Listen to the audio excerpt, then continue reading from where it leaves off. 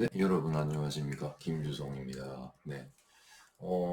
며칠 만에 영상을 또 올리네요. 오늘이 마침 토요일인데, 저번에 이어서 이야기를 좀 이어볼까 합니다. 일단은 요즘에 좀 제가, 병원에도 좀 자주 다니고 있고요. 네. 일단 뭐 수치도 상당히 좋아졌다고 하고, 예, 다만 이제 아직 근육의 막 경화증이라고 하나요? 예, 몸이 좀 안 풀려서 걸어다니는데 좀 위태위태 해가지고 또 지팡이에 의지를 하고 있습니다. 하여튼 뭔가에 의지한다는 것이 참 중요한 것 같아요. 네. 뭐 어려움은 있지만 그런 대로 견디고 있고요. 그리고 좀 일요일마다 좀 솔직히 말씀드리면 좀 교회도 좀 왔다 갔다 하고, 네, 교회도 다니면서 좀 성경도 좀, 예, 그 성경 말씀도 좀 읽어보고, 네, 그 다음에 그 교회에서 목사님의 설교도 좀 들어보고, 이렇게 해서 자기 자신을 많이 수양을 하고 있습니다. 네.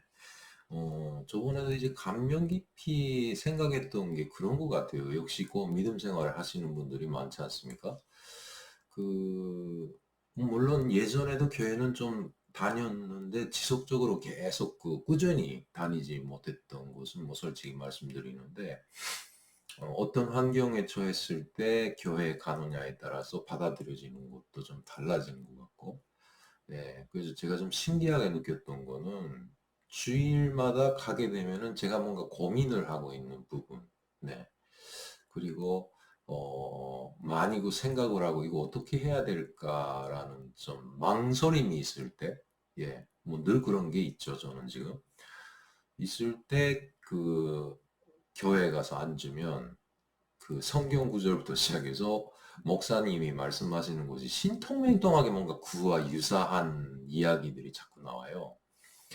그래서 그저 전주도 그렇고 이번 주도 그렇고 제가 이제 감명 깊게 이거 좀 정말 이상하다 신기하다고 느꼈던 것이 그 마태복음 그 뭐지 18장이다 18장인데 그 18장 구절에 보면은 그 용서에 대한 게 상당히 많이 나와요. 네. 뭐 간단히 뭐 아시는 분들은 아시라고 생각을 합니다. 여기에서 그 뭐지? 어, 베드로가 그 어떤 사람을 한마디만 해서 그 용서를 해야 되는데 일곱 번까지만 용서를 해주면 되겠냐 이렇게 이야기를 했더니 주님께서 일곱 번이 아니라 70번이라 일곱 번까지가 아니라 뭐 700번, 70번 이런 번까지라도 용서를 해야 된다. 뭐 이런 구절이 있었어요. 그래서 뭐 일단 저는 솔직히 많은 부분 제가 죄를 많이 졌구나라는 생각을 합니다. 예, 뭐 일단 뭐 자식들한테도 그렇고 북에 있는 자식들도 그렇고 뭐 그다음에 여기서 신둥이 우리 귀여운 딸한테도 그렇고 제대로 아빠 구실도 못하고 오랫동안 헤어져 있게 되고 또 이번에 또 한국에서도 또 이런 처지에 놓이게 되니까 과연 뭐 나는 용서를 받을 만한가 뭐 이런 생각을 하면서 뭐 한참 하다가 그 성경 구절을 읽고 뭐 거기에 또 그런 것도 있대요. 보니까 어느 왕이 뭐 빚이 10,000달란트가 있는데 뭐 이거를 뭐 탕감을 해주고 했는데 그 탕감을 받은 사람은 그보다 작은 액수의 빚을 다른 사람한테 돈을 빌려준 게 있었는데 그거를 악착스럽게 받아내서 뭐 결국 벌을 받았다 뭐 이런 구절부터 시작해서 상당히 좀 흥미롭게 그리고 아주 교훈적으로 삼을 수 있는 그런 체험을 해봤어요. 네. 뭐, 그래서 일단 믿음 생활이 특히나 뭐 저처럼 이게 곤경에 처해가지고 지금 방황을 하는 상황에서는 참 미안이 되더라라는 말씀을 좀 소개해 드리고 싶고, 뭐 점점 날씨가 추워지죠. 또 오목한 겨울이 오는데, 일단 뭐 저는, 어떻게 지금은 버틸 수밖에 없다, 뭐 이런 겁니다. 예. 이것도 얼마 전에 또 다른 채널에서도 좀 섭외가 들어와서, 그 지식의 맛인가? 아마 그런 제목명이었던 채널명이. 거기서 또 다시 또 방송 활동을 좀, 출연을 하면서 앞으로 좀 더 해달라라는 의뢰를 받았어요. 그래서 일단 그럼 열심히 해보겠습니다 하고 하긴 해서, 예, 뭐 그런 상황입니다. 앞으로 어떻게 될지 다시 또 기회가 차려지면 또 열심히 해야죠. 네. 전 시간에 영상을 올렸던 게 아마도 그 우리 친구가 같이 문학을 했던 친구, 예, 그 친구가 그 저 여덕 수용소에 끌려갔던 그 상황에 대해서 말씀을 드리겠다 했잖아요. 근데 뭐 실제 그 친구의 이야기가 아니라 그 후에 저도 실제로 그 탈북을 했다가 중국에서 체포돼가지고 강제 북송돼서 뭐 수용소는 아니지만 예, 제가 갔던 곳은 이미 전에 뭐 여러 방송에서도 그 인터뷰를 통해서 좀 얼핏 말씀을 했습니다. 그리고 그 일본에서 출판을 한 그 책에도 좀 그 실태에 대한 건 살짝 섞었거든요. 예, 북한의 프로파간다, 다시 말해서 구체제를 유지하기 위해서 진행하고 있는 이 세뇌 교육, 예, 그러니까 세뇌 교육을 해서 안 될 때는 어떤 식으로 사람을, 그러니까 이게 뭐 글이나 어떤 예술 작품을 통한 세뇌 교육이 아니라 이건 뭐 거의나 뭐 뭐라고 할까요? 예, 뭐 강압 쪽이 아니라 뭐 그런 방법으로 인간을 그냥 혼쭐 내가지고 뭐 그냥 죽이는 거잖아요. 예. 뭐 실제 뭐 보이베그 잡혀갔다가 죽은 사람도 많던데 하여튼 그런 실태를 저 자체도 뭐 실제 체험을 하면서 뭐 지금은 지나온 일이기 때문에 이렇게 회고를 할 수 있지만 네. 뭐 그때 당시 생각을 하면 뭐 아마도 암에 걸려서 그 고통스러웠던 네, 그걸 생각하게 되면 뭐 몇 갑절 더 힘들었던 그런 생각이 나요. 딱 한 6개월 정도 잡혀 있었는데. 아무튼 말 한마디 때문에 결국은 그 친구는 네, 끌려갔어요. 네, 그래서 전 시간에도 말씀드렸지만 어느 날 노크를 하면서 우리 집을 들어서면서 내가 이 문지방을 떳떳하게 넘을 수 있어 참 기쁘다라는 이야기를 해서 막 저도 그 자리에서 막 눈물 흘리고 그 친구도 흘리고 해서 나 우리 집에서 한 이틀 밤을 같이 있은 것 같아요. 네. 우리 집에서 자고 가끔씩 꼭 군에서 오기 때문에 청담군이라는 곳에서 오기 때문에 자전거를 타고 와요. 음. 우리 집에서 자고 그다음에 밤새 이야기를 하고 네. 술은 또 그렇게 안 마셨어요. 그 친구. 네. 뭐 저도 그때 좀 살짝 좀 술을 좀 안 먹던 시기가 있었거든요. 예, 간이 좀 나쁘다 해가지고. 그래서 그냥 밤새 이야기를 하고 그다음에 낮에는 일단은 뭐 직장을 가게 되면 직장 같이 가고 그때 작가 동맹 다닐 테니까 네. 사무실에서 다 작가님들을 다 알잖아요. 그 작가들하고. 그래서 뭐 여러 가지 이야기하고 그 친구들 자기가 쓴 작품에 대한 지도도 받고 뭐 저는 저대로 업무를 하고 네, 당시 뭐 격리 회계 몽땅 다 제가 맡아가지고 했었거든요 한때. 네.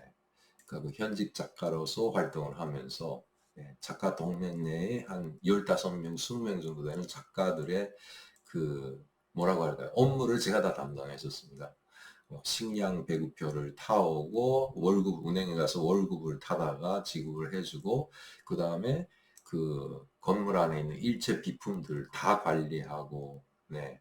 그다음에 그것이 이제 그 북이라고 하는데 이게 회계라고 하죠. 네, 한국에서는 북한은 그 예산제잖아요. 예산제 북이를 해봤어요. 그래서 네. 이래 보여서 한때. 근데 뭐 그 일단 작가동맹 자체가 우리가 작가동맹 중앙위원회 소속이 된 도창작실이라 도작가동맹이라서 인원도 작고 하니까 그 예산을 받았는데 예산 항목이 그렇게 많지 않았어요. 네. 그래서 뭐 차방 대방 해놓고 차방에 X하고 대방에 X하고 맞춰야 나가야 되는데 뭐 이런 크다만 그 예산 집행표라는 거 이런 것도 작성을 하고 젊었을 때 진짜 북한에서 별의별 체험을 다 해본 것 같은데 아, 또 이 친구가 그래서 저하고 좀 안착이 된 다음에 한 이틀째 되는 날 밤에 제가 궁금해서 물어봤어요. 도대체 어떤 것이냐? 어, 그랬더니 야 진짜 말하면 안 된다는 거예요. 네. 뭐 서약서 쓰고 만약 이거를 타소를 하는 경우 다시 잡아다가 영구적으로 뭐 여기 정치범죄정서에다 가두겠다는 등 예, 비공개 처형을 한다는 등 뭐 협박이 장난이 아니더래요. 그리고 그 수용소에서 석방돼 가지고 나올 때는 신체 검사를 하는데 일체 주머니부터 시작해 가지고 종이 쪼가리 요만한 곳까지 있나 없나 다 검사를 하고 그다음에 손바닥 그저 온몸을 그냥 발게 뺏긴대요. 예. 벗겨 가지고 어느 몸에다가 이렇게 무슨 메모를 쓰지 않았겠냐 글자가 있냐 없냐 뭐 그렇게 철저하게 예, 예 검사를 하고 그다음에 내보냈다는 거죠. 음. 도대체 어떤 것이냐 했더니 그냥 농촌 마을이라는 거예요. 예, 뭐 우리 그 강철한 대표도 그렇고 일부 탈북민들도 거기에 잡혀갔다가 정말 그 고생하고 구사일생으로 나오신 분들 있잖아요. 예, 그 혁명화 구역이라는 것이 일단은 일반 농촌 마을처럼 생겼는데 거기는 뭐 집들도 있고 예. 그다음에 농장이죠, 농장 그냥. 예. 뭐 일단 그 빙 둘러 울타리가 있는지 어디가 있는지 그 경계가 어디까지인지 이런 거는 뭐 자의대로 움직일 수가 없으니까 이 친구 말로는 예. 뭐 진짜 뭐 전기 철조망이 있는지 뭐가 뭔지 그건 모르겠더래요. 아무튼 근데 거기서 뛸 생각을 못 한다는 거죠. 네, 일단은. 가장 그 충격받았던 것이 뭐냐 자기가 있을 때 역시 그 안에서도 도망을 갔던 네. 왜 잡혀간지 모르지만 네. 그 자기가 들어갔을 때 벌써 제재를 받고 있더래요. 예. 그러니까 잡혀 들어갔잖아요. 이 친구도 가족이 있잖아요. 네. 근데 갔는데 그 독신자들만 따로 수용을 하는 건물이 따로 있어가지고 네. 거기서 그냥 집체적으로 생활을 시킨대요. 어. 그러니까 거기서 먹고 자고 네. 그 다음에 아침에는 나가서 아침부터 밤까지 농사일을 짓는. 그리고 저녁에 또 오게 되면 맨날 학습을 한대요. 네. 뭐 또 역시 거기 똑같아 학습 내용은 똑같더래요. 뭐 김일성이나 김종일이나 그런 로작이라도 그 양반들이 저술했다는 그런 걸 또 하고, 예. 뭐 강연 같은 것도 하고, TV도 봤다고 해요. 일반 그 조선중앙 TV 딱 시간 정해가지고, 근데 그거 뭐 소설이라든가 이런 거 말고 무슨 보도, 예, 뉴스 같은 것도 보여주고 뭐 그랬다고 하더라고요. 그래서 뭐 아침 새벽에 일어나서 뭐 5시, 6시 기상해가지고 그 다음에 세수하고 뭐 하고 있다가 벌써 줄을 서서 예, 현장까지 뭐 오늘은 뭐 무슨 옥수수를 심는다 면 옥수수 밭에 가고 오늘은 화목을 해온 다음에 산에 올라가서 또 나무를 하고 예. 뭐 이게 거기도 반장이 있고 뭐 이런 식으로 자체적으로 통제할 수 있는 예, 그런 조직도 구성을 해놓고 한다고 해요. 그게 마을이 여러 섹션으로 이렇게 나눠져 있는데 거기서 자기가 알았대요. 일명 그 제포 마을이라고. 저처럼 그 일본에서 북한으로 간 사람들 뭐 제일교포의 줄임말로 해서 제포 하잖아요. 제일교포의 제자 포자. 근데 그걸 그 북한 주민들이 뭐 일단 그 뭐 악의적으로 말하는 사람들도 있겠지만 그렇지 않는 사람들도 보면 제포 이렇게 놀려요. 예. 뭐 저도 그 말을 북에 있을 때는 뭐 들으면 상당히 기분이 나빴거든요. 근데 여기 와서도 그리고 탈북민들이 뭐 이야기하다가 제가 일본에서 왔다가 선생님도 째포예요? 뭐 이런 이야기 할 때는 살짝 올랐다가 뭐 그냥 모르니까 그렇게 이야기할 수 있겠지. 뭐 이렇게. 예. 근데 뭐 가장 가슴 아팠던 거는 북한에 있을 때도 뭐 쪽발이네. 뭐 역시 또 일본에 가라는 듯뭐 이런 이야기 들을 때가 있었어요. 막 그때는 진짜 심장이 지키지. 하여튼 그래서 거기서 있는 사이에 일단 그렇게 통제를 당하고 일을 하는데 거기 안에 들어와 있는 사람들 그 째포 마을이라고 해서 저처럼 그 제일교포 출신이 거기에 말반동이라서 말을 잘못해가지고 잡혀 들어간 예, 사람들만 따로 이렇게 마을이 형성이 돼 있대요.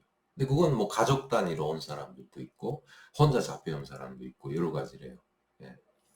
근데 거기에 있는데 이 친구가 그냥 열심히 일했대요. 그냥 묵묵히. 예. 묵묵히 일하고 일할 때 아무래도 같이 일하면서 옆에 있는 사람들하고 말하는데 왜 그냥 뭐 청맨 예, 보위부 관리하는 그 군인 같은 놈이 그냥 계속 지켜서고 있다니까. 네. 그래서 뭐 그 짬에도 뭐 저녁 같은 시간에도 뭐 슬슬 이야기도 하게 되고 뭐 거기서 1년 정도 있게 되니까 주변에 있는 사람들이 어떤 사람들이라는 걸 다 알게 되더래요. 예, 그럼 거기서 개별적으로 친분도 생기고 하는데 많은 이야기를 해줬어요. 뭐 소설 같은 이야기들을 보니까 그 안에서 있었던 그 친구가 이야기한 것만 가지고도 소설을 쓸 수 있지 않을까라는 생각이 들던데 가장 뭐 오늘 이 시간에는 말씀드리고 싶은 게 뭐냐면 그 거기에 정말 이쁘게 생긴 그 자매가 살고 있었대요. 예. 하고 아버지가 잡혀왔는데 엄마는 뭐 이혼을 해서 어떻게 된지 모르겠는데 그 자매가 그 아버지가 중앙에 있던 간부래요. 네. 근데 중앙에 있던 간부인데 그 자매가 그냥 자매끼리 사는데 음. 이 친구가 갔다 온 게 90년도, 96, 7년도 막 이 정도거든요. 예. 한참 고난의 행군이 있고 뭐하고 할 때 그 시절이니까. 아니다. 90 김일성이 죽기 전이네요. 죄송합니다. 예. 제가 작가 동맹이 쓴 곳이 90년도까지 있었으니까 네. 80년도 말경에 될 거예요. 어. 그러니까 뭐 그때만 해도 아직 뭐 김일성이가 죽고 나서 북한이 그런 혼란기에 들어서잖아요. 네, 그 전이니까 보이브가 좀 아직도 그 세다고 말이에요. 뭐 지금도 세긴 세지만 네, 그 내부적인 그런 기율이 셀 때예요. 아무튼 그렇게 해서 자꾸 가는데 그 자매에 대한 이야기를 하는데 되게 감명. 그 뭐냐면 그 자매가 똑같이 이래요. 예. 근데 미모를 보니까 그냥 보통 그 평범한 사람이 아니라고 느껴지더래요. 하고 웃긴 게 뭐냐면은 그게 그 가족 단위로 들어올 때는 흔히 그 저도 그런 거 몇 번 봤거든요. 예. 화물 트럭인데 큰 거 추방을 간다고 하잖아요. 북한 사람들은 뭐 그러다 너 추방 간다, 농촌에 추방 간다, 뭐 한다 할 때 그거는 보이브도 그렇고 그다음에 그 어떤 데는 그 보안성에서도 추방을 보낼 때 있어요. 경찰. 그 뭐 풍차인데 이렇게 뭔가 이렇게 시트 같은 거 이렇게 씌워놨거든요. 이게. 음. 그 적재함에 뭘 실었는지 보이지 않게. 근데 그게 막 새파란 그 저거예요. 두꺼운 그 천 같은 거 있잖아요. 비닐로 된 거. 뭐이라고 하더라. 잘 기억이 안 나는데. 아무튼 그런 풍을 씌워놨어요. 그 차가 나타나면은 무조건 추방이다. 해서 그게 되게 유명했어요. 그 파란 풍차, 파란 풍차 뭐 이렇게 표현을 하고. 예. 그래서 거기다가 가족제 들어올 때는 일단은 그 북한에서는 소유재산, 개인 재산으로 인정을 해주는 소유물로 재산도 아니죠. 재산이란 말도 안 하고. 소유물로 인정해 주는 거는 가전이라든가 집안에 있는 가구나 뭐 이런 것들은 다 거기다 같이 걷어 싣고 가는 거잖아요. 예. 근데 그걸 와서 그 안에서 뭐 집은 뭐 그냥 뭐 다 쓰러져 가는 오막집, 그 오막살이 같은 거, 기와집 같은 게 그런 게 있다고 해요. 예. 근데 거기에 뭐 가서 뭐 산다고 하는데, 근데 거기에 딱 가구랑 다 이렇게 있다는 거예요. 그러니까 그 환경과 어울리지 않는 좀 고급스러운 가구나 이런 것들도 있는 집들이 있더래요. 특히나 우리 제일교포들인 경우는 뭐 먼저 곧 외관산 보기에는 막 집은 완전히 쓰러져 가는 그런 막사 같은 그런 집인데 안에 들어가 보면 뭐 예, 일본에서 가져온 뭐 TV가 있다거나 예, 뭐 좀 럭셔리한 가구가 있다거나 뭐 이렇게 된 것도 좀 아이러니 했더라고 보니까 말 이야기 들어보니까. 그래서 같이 일하는 과정에 아무튼 그렇게 오래 있다 보니까 그 아가씨들하고도 이야기가 오고 가고 했어요. 근데 옆에 사람들한테 물어보니까 뭐 중앙당인지 아니면은 내각인지 모르겠다. 꽤 좀 높은 집의 딸들이었는데 아버지가 잡혀가서 결국 자기네 여기 영문도 모르게 어느 날 새벽에 차가 와서 다 싣고 거기로 온 거예요. 어. 근데 뭐 그 자매도 뭐 한 몇 년 됐다고 해요. 거기서. 예. 정말 이쁘고 대학생이었다나 봐요. 평양에 어느 대학이라고까지 말을 안 하는데 그 안에서 뭐 그런 깊은 그런 교제는 또 뭐 이렇게 어느 정도 제한이 되나 봐요. 이야기하는데 그 조금 이렇게 이야기를 많이 해보고 친해지니까 죽고 싶은데 죽을 수 없는 곳이 이곳이라고 하면 이야기하더래요. 그래서 아버지는 어떻게 됐냐 하니까 이 친구도 거기 가서야 알았는데 그래서 혁명화 구역이 있고 아마 아실 겁니다. 혁명화 구역이 있고 완전 통제 구역이라는 게 또 있대요. 거기가 말한 것처럼 이게 전기 철조망을 쳐놓고 예, 그 안에다 수용으로 된 사람들. 예. 아버지 그 안에 들어가 있다는 거예요. 네. 못 보죠, 당연히. 근데 자기는 거기 오래 있다 보니까 거기 갔다는 거, 그런 것이 있다는 것, 존재를 알게 된 거예요, 이 딸도. 음. 이 친구도 거기 오래 있다 보니까 결국 거기서도 일 잘하고 뭐하고 하면서 전애끼리 주어진 그 조직 있잖아요. 예, 조직에서 늘 그 옥수수에서 뭐 옥수수 농사를 짓거나 무슨 농사를 짓다가 그 다음에 그 부업지라고 있대요.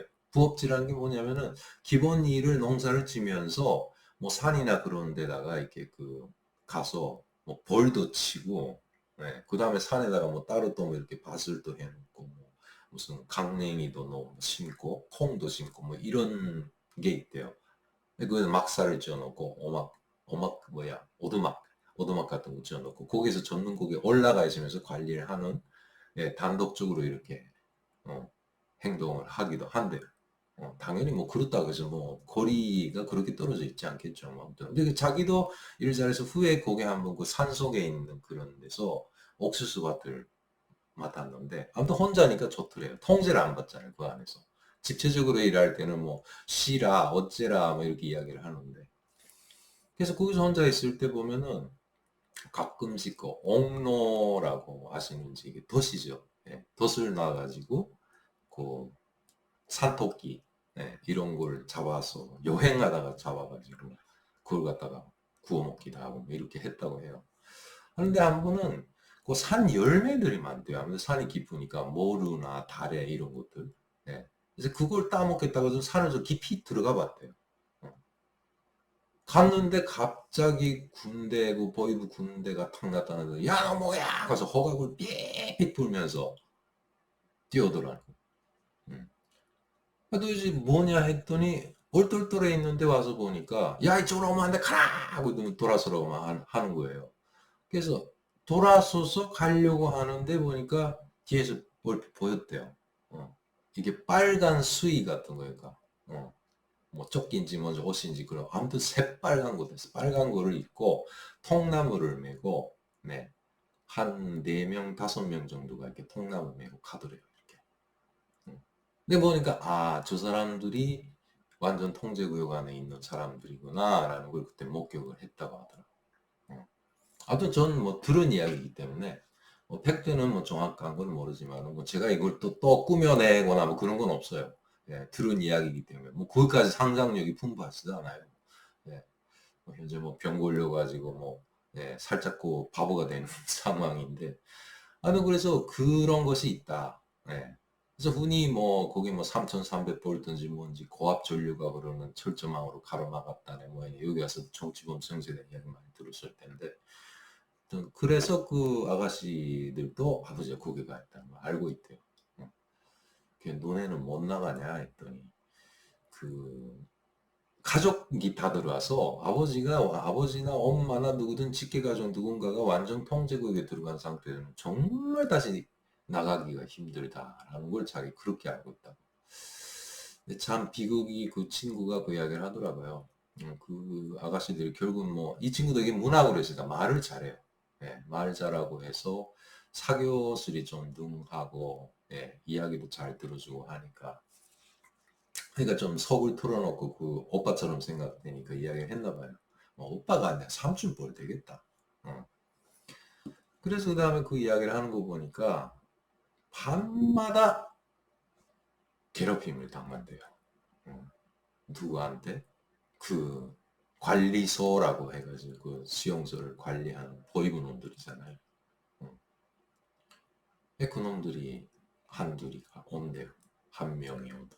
한 명씩이겠지. 와서 그 다음에 뭐 농락을 하는 거야. 직설이 못한대요.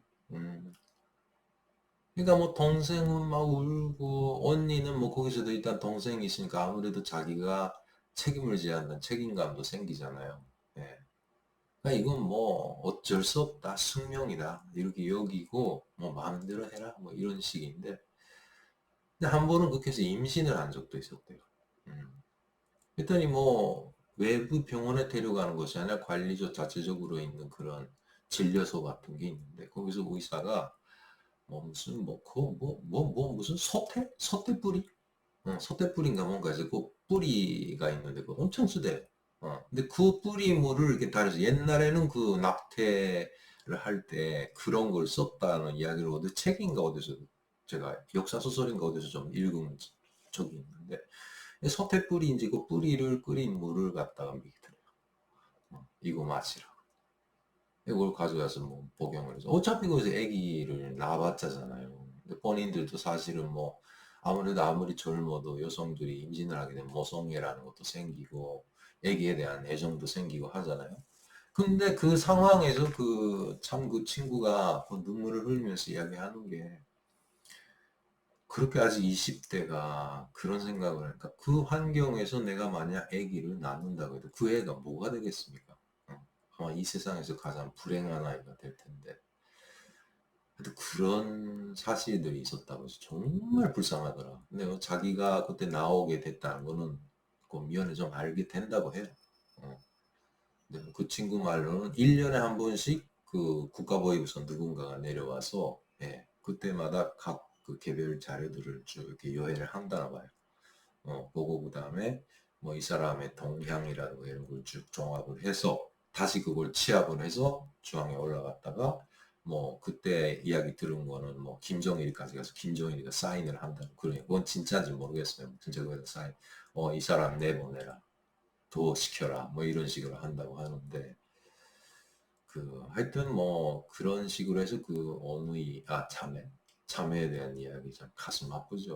뭐 일단 물건 치고예요. 네.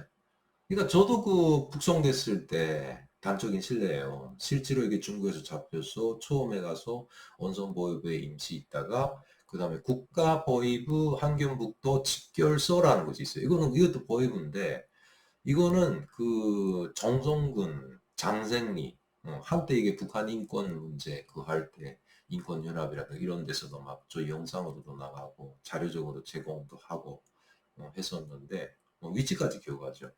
예. 그 정성 노동자거든요. 노동자의 장생리라는 거 산골인데, 뭐 구글 맵으로 이렇게 찾아보니까 그건 모르겠더라고요. 근데 그 완전히 깊은 산에 있어요. 이게 골짜기처럼 이렇게 돼 있는 곳에 이 산에서 내려오는 이게 그 여울처럼 이렇게 예, 물이 흐르는 곳인데, 그게 집이 있어요. 예. 철조망 이런 건 없고 고산 속에서는 그 뛰라고 그거 뛸 수가 없어요. 그 안에 자체적으로 뭐 우리 그 간방이 있는 그 건물에다가 또 건물 주변에 따르고 울타리를 그냥 나무로 만들었는데 높이가 한 못해도 한 4, 5m 이상 되는 거예요. 어. 그걸 막 빙 둘러서 그냥 간방에 그 건물은 딱 따로 쌓아놓고 뭐 이렇게 했거든요. 둘러싸고. 근데 그때 잡혀갔을 때 처음에 그 섬찟된 게 뭔지 아세요? 그 잡혀서 그 다음에 그 건물 안에 들어가서 계속 서 있어요. 어. 일단 그 건물에 대해 신발 벗으라. 이제 신발 벗고 손에 들라고 그래요. 그래서 그 다음에 손 들고 이렇게 그 복도에 지조실 건물 있는 그 복도에 쭉 서 있거든요. 남자, 여자 다 합해서 그때 당시 같이 들어간 일행들이 뭐한 15명, 20명 정도 됐는데 한 사람씩 그 방에 들어가요. 근데 저쪽 방에서는 또 여자들이 막 우는 소리, 뭐 비명소리 들리는 거에서 뭐 하나 했더니 그게 가면서 어떤 곳에서 여자 보이부 대원을 하나 태우더라고요. 그러니까 여자들의 그 은밀한 곳을 이렇게 신체 검사를 하는 거예요. 거기다 돈을 감췄냐, 뭐 마약을 감췄냐, 뭐 이런 식으로 해서. 그 아마 여러 증언을 들으셨습니다. 겁니다. 뭐 띵뛰기 시키고, 뭐 이렇게 엎드리게 하고, 막, 예, 뭐 손을 넣고 막 뒤시고, 뭐 이런 식으로 안 되면, 엄청 고통스럽다고 하던데. 그러니까 그 남자들은 뭐, 아직 그때 당시는 신체 검사를 안 했어요. 그 일단 취조실에 먼저 들어갔죠. 들어갔잖아요. 들어갔더니 그 안에 취조원부터 시작해서 그 관리소에 있는 소장 영감대서 쭉 양쪽 테이블, 긴 책상 양쪽에 앉아 있다가 제가 탑 들어가니까 고개 숙이라. 머리 숙이라 그래요. 뭐 거기다 하냐, 머리 숙이라. 머리 숙이자. 그다음에 쭉 읽어요. 어디서 잡혔고, 언제 탈북했고, 뭐 이거는 그 공안에서 넘어온 자료지. 예, 중국 공안에서. 쭉 보더니 알았다고 하고요. 뭐라고 말하냐면 그 서장이 득 일어나더니 남도 그래. 잘 들으라 하더니 너는 이제부터 조선민주주의인민공화국의 국민이 아니라 공민권을 임시 박탈한다. 뭐 헌법 맺지, 형법 맺죠 이런 거 안 해요. 박탈한다. 임시 박탈한다. 이렇게 이야기해요. 그러니까 그때부터는 국민이 아니라는 거는 북한에서는 국민이 아니라는 거는 사람이 아니라는 거. 네. 뭐 아시죠? 왜뭐 북한 교도소에 가게 되면은 다 국민권 일단은 박탈하고 다시 나온 다음에 재발급을 받아야 되잖아요. 야, 그거 들으니까 야, 이젠 내가 인간이 아니구나. 물건이겠구나라는 생각이 들어요. 근데 신발을 올려놓으라 해서 신발을 이렇게 손에 들고 있었잖아요. 거기다 이게 번호표를 줘요. 이렇게. 수감번호. 예. 근데 저는 그 1번이었는데 일자가 쓴 수감번호를 그 신발 안에다 집어넣고 신발 그 옆에다 놓으라. 맨발로 넣어. 그때부터 맨발로 살아. 6개월 동안. 예. 이것처럼, 근데 이 친구가 갔던 그 관리소, 그건 뭐, 저인 경우는 그 임시 취조 과정이기 때문에, 그런 직결서는 그냥 아무것도 안 하고 하루 종일 그냥 간방에 앉아 있는 곳인데, 이 혁명화구역은 그게 아니잖아요. 예, 일을 시켜요, 일단. 예, 노동을 통해서 노동계급, 북한이 늘 주구장창 이야기하는 노동계급과 혁명을 한다, 뭐 이런 거예요. 예. 그러니까 학교도 있고 다 있다고 해요, 거기는. 예. 뭐 또 한 분, 다른 분, 탈북민이 있고 여성분인데, 하시는 분은 계시는지 모르지만, 그분 같은 이야기 들어보니까, 그 안에서도 또 뭐, 체포라고 또 천대받았던 이야기, 아버지가 뭐, 예, 어떤 죄로 들어왔냐에 따라서 또 아버지 때문에 또 놀림받았던 이야기, 그다음에 아버지가 뭐, 자가날 때 거기서도 천대받고 학대받는 거 직접 봤다는 뭐 그런 이야기 여러 가지 있는데, 학교도 다닌다고 하더라고요. 어릴 때 간 사람들은. 근데 이 친구 이야기로 다시 돌아오겠는데, 그래서 그 자매에 대한 이야기도 한참 하면서 울면서 하더라고요. 진짜 구출해지고 싶은데, 이거는 뭐, 꿈도 못 꾸잖아요. 예. 그런 사람이 있는가 하면, 또 어떤 이야기를 하냐면, 보이부에 있는 보이부 지도원이 잡혀 들어오는 경우가 있었대요. 어. 뭐, 근데 그게 보니까, 그거는 저도, 얘 그거 제대로 하네라고 생각을 한 것이 그거예요. 그러니까, 보이부의 인간이 우리 친구처럼 누군가 이렇게 사거나 해가지고 잡아 놓았어요. 예. 놓았는데 그게 억울해요. 사실은 그게 아닌데 억지로 그냥 누명을 뒤집어 씌워서 죄를 뒤집어 씌워서 간 것이 후에 판명이 된다는 거예요. 네. 그래서 이 사람은 아무 죄가 없는데 이게 들어왔다 나갔잖아요. 근데 그걸 뭐 역시 그 중앙에 있는 뭐 보이부터 시작해가지고 우측에서 판결이 뒤집혀져요. 어. 그러면 그 취급을 했던 보이브를 이렇게 잡아놓았다고 하는데 아마 그것뿐이 아니겠죠. 또 나쁜 짓거리도 한 것 같아요, 보니까. 그래서 보위원회 한번 들어온 적이 있는데, 예, 그 관리하는 그 군인이 이야기하더래요. 야, 이 새끼 좀 더 너네가 혼쭐 내라고. 너네가 제일 미워하는 놈이잖아. 뭐 이런 식으로 했는데. 한 40대 초반쯤 됐던 양반인데, 야, 마지막엔 너무 사람들이 구박하고 천대하니까 불쌍해서 못 봐주고 뭐 보이브 뭐 밖에 있을 때는 뭐 코가 댕댕해가지고 큰 소리 빵빵 치던 양반인데 그 안에서 그냥 찍소리 못하고 예, 고개도 판나 숙이고 그냥 말도 못하고 막 그랬었다고 해요. 그러면 아침에 그냥 툭 하면 그 젊은 애고 뭐이고 좀 나이 들었고 뭐 머리 빵빵 때리고 이 개새끼 소새끼 뭐 이러면서 예. 그러니까 그런 일이 더 있다고 해서 또 신기하다. 네. 그런 이야기. 네. 그다음에 한참 길어야죠. 오늘은 적당히 하고 또 다음 시간에 넘어갈까 하는데 저도 그건 기억력이 좋다고 해야 되나요? 원래 글을 써서 그런지 그런 들은 이야기는 잊어질 수가 없죠. 네. 네, 그다음 뭐가 있냐면은 그 최땡이라고 해서 다 이름이 두 자인데 아마 북에서 오신 분 예술하셨던 분들은 아실지도 모르는데 그 지휘자를 하시던 분이 있어요. 예. 러시아에 유학을 갔다 온 사람인데 이 사람 이야기 상당히 긴데, 아무래도 이 친구는 작가를 했고, 그 사람은 예술을 했는데, 평양 만경대에 있는 학생소년궁전에서, 애들을 이렇게 음악을 가리키는, 예, 현악기를 이번 가리켰다는 거예요. 바이올린이나 첼로, 그 다음에 뭐 오케스트라 쪽을 이렇게, 예, 전공을 해가지고 지휘도 하고 뭐 하고 했는데, 그 한때 이분이 밖에 있을 때, 디스콘지 뭔자가 척추 쪽에 뭔가 잘못이 돼가지고 반신불수가 된 적이 있었대요. 네. 그래서 그랬다가 좀 호전돼가지고 걷긴 걷는데 지팡이 없이는 못 걷고 뭐 지금의 저처럼 했다가 그다음에 오래 서 있지를 못한다는 거예요. 네. 그래서 그냥 늘 학생들 지도하고 뭔가 좀 이래 앞에서 지휘를 할 때 앉아서 지휘를 했던 사람으로 유명하다고 하더라고요. 네. 근데 그게 앉아서 지휘를 하게 된 내용이 뭐냐면, 뭐 이것도 역시 뭐 팩트를 몰라요. 뭐 결국은 뭐 김정일을 미워하기 위해서 이렇게 생긴 건지 모르겠는데, 최땡이라는 그 지휘자는 김정일이가 특별히 승인을 했다. 최 선생은 허리가 아프니까 앉아서 지휘를 해라.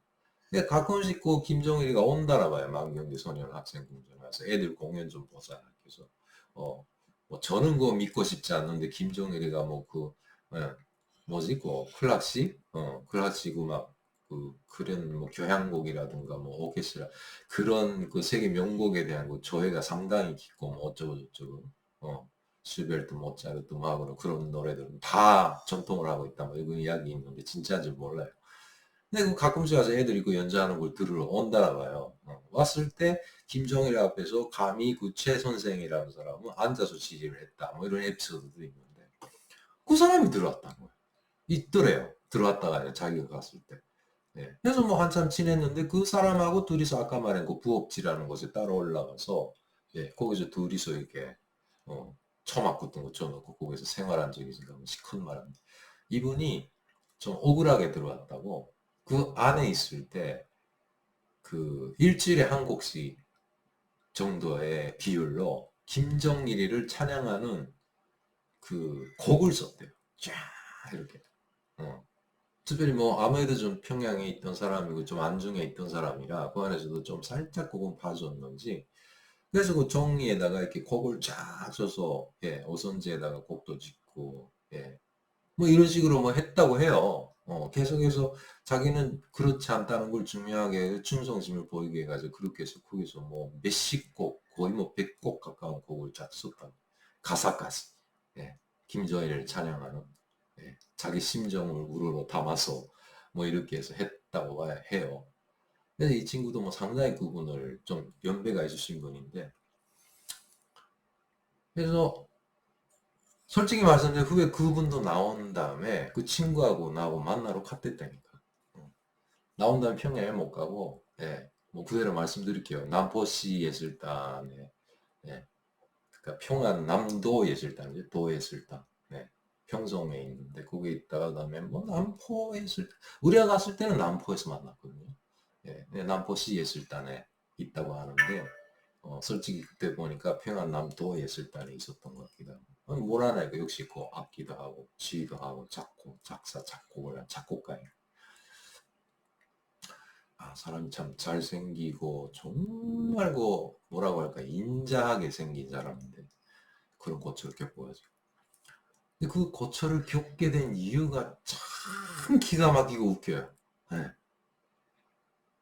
정말 황당하게 끝이 없는 그런 이유 때문에 김정일이까지 직접 만났던 사람뿐이 아니라 이 사람은 맞아 김정일이가 이 사람을 뭐 예술을 좋아해서 그런지 모르겠는데 이 최 선생이라는 사람을 직접 부르기도 하고 뭐 김정일이 그런 거 잘했다잖아요. 야밤에 예술인들 갑자기 불러가지고 밤중에 그냥 연회 열고 노래 시키고 뭐하고 이런 거 했다잖아요.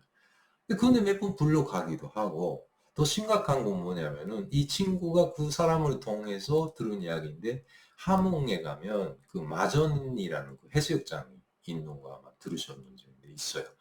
되게 거기 원산에 있는 성도원만큼이나 그 바다가 백사장으로 쫙 펼쳐 있고 좋은 곳이에요. 예, 전 여러 번 갔었는데 근데 거기 또 뭐 바닷가에다 그 우리 그 뭐지 그런 펜션 같은 집 있잖아요. 예, 살짝 유럽풍이 드는 그런 집들도 건물 다 지어놓고 일단 북한도 그게 정책상 거기다 노동자 휴양소라는 걸 만들어 놓고 간부들 휴양소도 있고 근데 그게 또 김정일이 별장에 있는 거예요. 그 마전 비행장이라고 해서 군용 비행장도 있거든요. 근데 그 군용 비행장 때문에 거기 못 들어가는 구역이 있어요. 예, 철조망 다 쳐놓고. 예. 근데 그거 아는 사람들 알고 비행장 근처 어딘가에 김정일이 별장이 있는데 바닷가에 있대요. 예. 근데 거기 수중각이라고 해서 예. 뭐 진짜인지 몰라 그래 가보진 못했으니까. 그 뭐지? 그 뭐라 그래요? 그 수족관처럼 있잖아요. 바다 안에다가 이렇게 방을 하나 만들어 놓고 예. 그래서 그다음에 그 유리가 쫙 붙어서 해가지고 물고기들이 막 이렇게 헤엄치고 바다 속이 보이는 그런 방도 있고 그게 수중각이라고 한대요. 예. 그래서 마전에 수중각 하게 되면 뭐 꼭대기 있었던 사람들은 김정일의 별장 그런 곳이 있다. 그렇게 안다고 하던데 거기까지 갔댔대요. 하여튼 자 그럼 그렇게까지 갔던 사람이 왜 거기 갔냐 라는 거 예, 아마 또 다음 시간에 말씀을 드릴게요. 아무튼 그게서 그 우리 친구가 만났던 많은 사람들의 그 인생사가 예, 뭐 예거로 말씀드리면은 그 최 선생님의 지휘자 되셨죠. 뭐 그 어느 자매도 있었고, 네, 그다음 누가 있었냐면 제일교포 한 분이 계셨는데 그분은 또 평양에 있는 그 김일성 종합대학에서 교수를 하시던 분이 들어왔대요.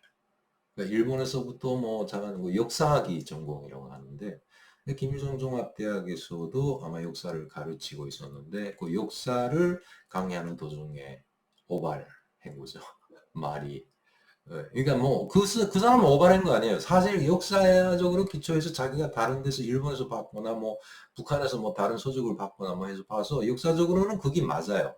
네, 근데 그 역사적으로 역사대 그 사람이 주장하는 역사대로하면 김일성의 혁명 역사하고 어긋난단 말이에요. 만들어낸 그 항일 혁명 투쟁 시기의 그 역사거든요. 연대가 틀리고 뭐 그런 것 때문에 뭐 자간 잡혀왔다고 해서 그분은 가족이 다 들었대요. 들어왔는데 제일교포라서 그런지 뭐죠 완전 통제구역까지는 갈 정도는 아닌데 이분의 가족은 거기서 혁명구역에 있고 아까 말한 제포마을 네 제포마을에서 계셨는데 이 사람하고 또 친했대요. 그래서 생일 때 막 초청도 받고 했는데 심지어는 그 사람은 그 안에서 너무 오래 있어가지고 딸내미가 하나 그 안에서 태어났는데 그 딸내미가 17인가 18인가 돼가지고 그때 임박해서 자기가 이 친구가 나오게 된 거예요. 그때 또 뭔가 부탁을 받아가지고 왔더라고요. 나가면 종이랑 다 일치 안 된다 했잖아요. 그래서 이 양반이 머리에다 기억을 했어요.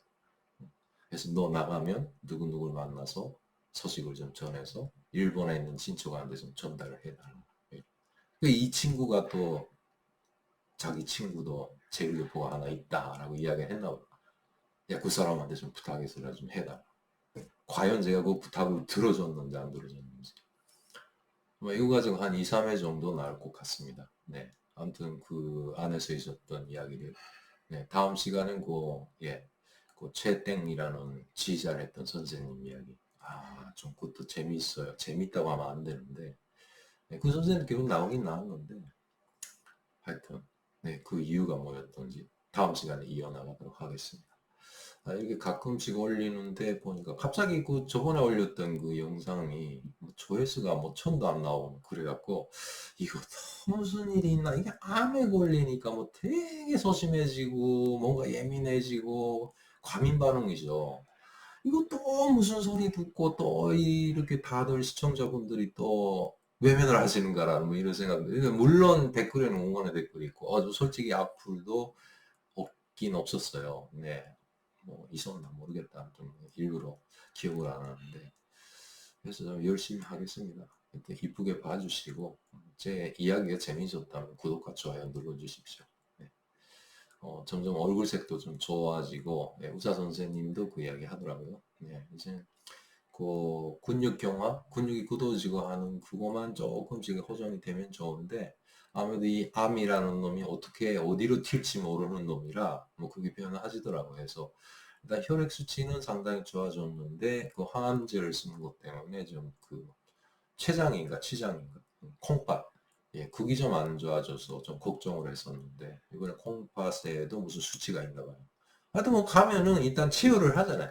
치료를 하고 그다음에 그 검사 결과를 놓고 진료를 하기 때문에 그분들은 네. 근데 그 수치만 보고 그다음 판단을 하고 또 처방을 해주고 이렇게 하는데 좀 걱정을 했는데 그것도 이 정도 수치면 견딜 만하다. 혈소판 수치도 상당히 올라갔고 해서 일단은 저도 기쁘다고 말씀해 주셔가지고 네. 역시 의사 선생님하고 그런 이야기 들으니까 텐션이 올라가잖아요. 네. 하여튼 그렇습니다. 이제 그래서 슬슬 조금씩이라도 좀 움직여서 다른 채널 유튜브에서도 좀 활약을 해볼까 합니다. 예. 뭐 파도 칠 때 노초구라는 말이 있는데 하여튼 저한테 과연 제 이후의 파도가 오게 될런지 배는 떠나게 되겠는지 지금처럼 이런 뭐지 보잘것없는 뱃사공이 얼마나 배를 몰고 갈 수 있는지 저 자체도 궁금하고요. 하여튼 거듭 말씀드리는데 참 그 저를 그 교회를 인도해 주신 그 상담사 하나센터의 상담사 선생님 참 감사하죠. 솔직히 뭐 집에만 꼭 박혀 있고 고민하고 뭐하고 이런 과정이었으니까 그 상담을 오셨다가 뭐 상담을 또 그 상담사를 붙여주신 분이 또 현재 하나재단에서 공무원으로 일을 하시는 또 탈북민이세요. 참 제가 존경하는 분인데 그분이 또 걱정을 해서 이렇게 보내주셨는데 참 고맙죠. 그래서 실직 가서 뭐 주일날에 교회에 앉아보면 정말 그런 신기한 저로서도 지금까지 교회는 갔지만 그게 믿음에 대한 그 확고한 뭔가 그런 것이 없었단 말이죠. 네. 그래서 있는데 뭐 하여튼 지금 이런 환경에 처지에 놓여서 막 정말 정말 막바지잖아요. 막바지에 있다가 지금 가서 성경 구절을 보고 그다음에 목사님의 말씀을 듣고 하니까 조금 다르다. 이게 뭐 댓글에도 보니까 그 종교가 있으신 분들 그 믿음 생활 하시는 분들이 그런 댓글 많이 쓰셨더라고요. 오직 해결책은 하나님만이다. 뭐 교회 가라고 이렇게 하셨던데 사실은 말을 안 해서 그렇지 조금 조금 그렇게 다니곤 했었습니다. 하여튼 많은 위안이 됩니다. 뭐 이제 방송이라 솔직한 심정으로 이렇게 좀 더 말씀드리고 싶은데 자제하고 아무튼 감사하다라는 말씀을 드리고 싶네요. 다음 시간 기대해 주십시오. 뭐 한 3, 4일 정도 간격을 두고 좀 열심히 올려볼까 하는 생각입니다. 그리고 많은 성원 부탁드리고 이 난국에서 김지성이 다시 일어설 수 있게 사랑해 주시고 기도해 주십시오. 감사합니다.